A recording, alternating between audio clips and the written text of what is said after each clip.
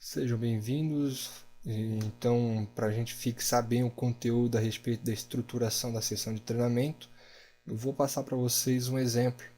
Nesse exemplo número um, eu estou elaborando um treino para um atleta de futebol, ok? De futebol da categoria Série A. Então, é um atleta de elite que já está acostumado com treinamento árduo, ok? Então a gente vai seguir a mesma estrutura com que foi apresentada a aula.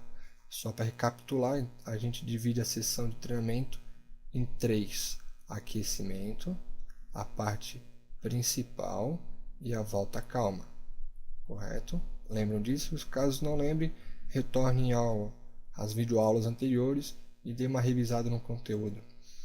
Começando então pelo aquecimento, o nosso sujeito ele vai começar com um alongamento geral, correto? Pode ser aquele que o atleta mais gosta, não precisa ser um alongamento específico, desde que complete todo o corpo, porque a sessão a gente vai trabalhar ela por inteiro, então hoje faremos alongamento geral, porém completo. Pegue membros inferiores e superiores. Após o alongamento, pode levar de 5 minutos sem problema nenhum, um leve trote de 5 minutos. O trote ele pode ser realizado no próprio campo de futebol, ok? Voltas em torno do campo de futebol, ok? Porque, como visto anteriormente, eu estou aplicando um aquecimento específico para a modalidade de futebol. Então, nada melhor do que fazer um aquecimento sobre o próprio gramado, em forma de corrida. Passando isso, a gente vai ter a parte principal do atleta, que aqui eu estou dividido em dois: parte principal 1, que é a parte mais técnica, ok? Parte principal 1, parte técnica. Nesse primeiro momento, nosso atleta irá realizar apenas chutes. Então, o preparador físico e o técnico acredito que ele precisa trabalhar essa capacidade, precisa trabalhar chute. Então, foi prescrito para ele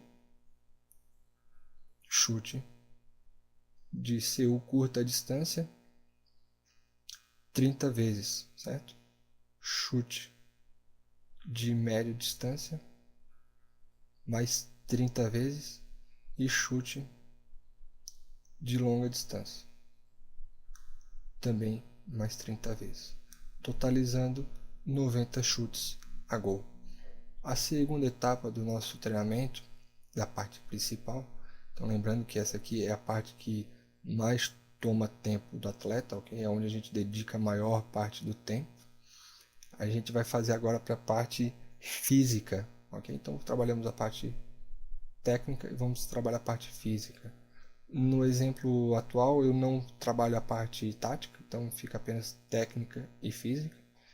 E aqui eu também não me prendi em dar um intervalo de descanso, mas é possível, por exemplo, fazer, em vez de fazer 30 chutes seguidos, é possível fazer 3 blocos de 10 chutes com intervalo de 1 minuto.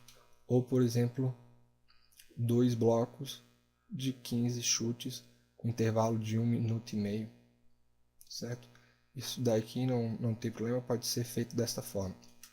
Voltando ao exemplo, então novamente o técnico e o preparador físico em conversa vão decidir que tipo de capacidade física deve ser desenvolvida para o atleta em questão.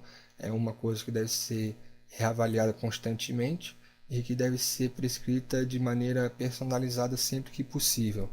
No nosso exemplo, ele estaria trabalhando mais membros inferiores para desenvolver a capacidade de potência muscular.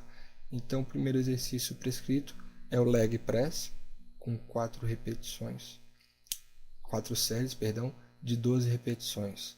Logo após, ele faria a extensão de pernas, com as mesmas 4 séries e 12 repetições. Faria ainda o stiff, mantendo sempre as 4 séries de 12 repetições e finalizaria com flexão de pernas, mantendo as mesmas 4 séries e 12 repetições. Nos dois primeiros casos, a gente está trabalhando o anterior de coxa, então trabalhando os quadríceps, e nos dois últimos, posterior de coxa, certo? Então, ele vai estar com a musculatura dos membros inferiores, então a ênfase principal aqui são os membros inferiores. Eles estarão sendo bastante utilizados, principalmente para desenvolver o chute, ok? Desenvolver a potência de chute. Observe que o músculo principal para o ato do chute, então a capacidade principal necessária para o chute é o quadríceps. Por que eu dei ênfase ao trabalho posterior de coxa? Porque no momento que o atleta faz o chute, o quadríceps acelera o movimento, então ele é o responsável por acelerar o membro. Entretanto, é o posterior de coxa, então no caso o stiff, flexão de pernas, quem fazem a frenagem do movimento. O que ocorre muito é que os atletas desenvolvem muita musculatura anterior, então a aceleração do movimento ela é muito bem desenvolvida, a musculatura que faz essa aceleração, entretanto fica a desejar a parte posterior, e essa desarmonia muscular pode acabar gerando rupturas na musculatura, lesões na musculatura, justamente pelo conjunto posterior não ter força suficiente para desacelerar o movimento. Ok? Então, retornando então para a parte final do nosso treino, o sujeito vai fazer a volta calma.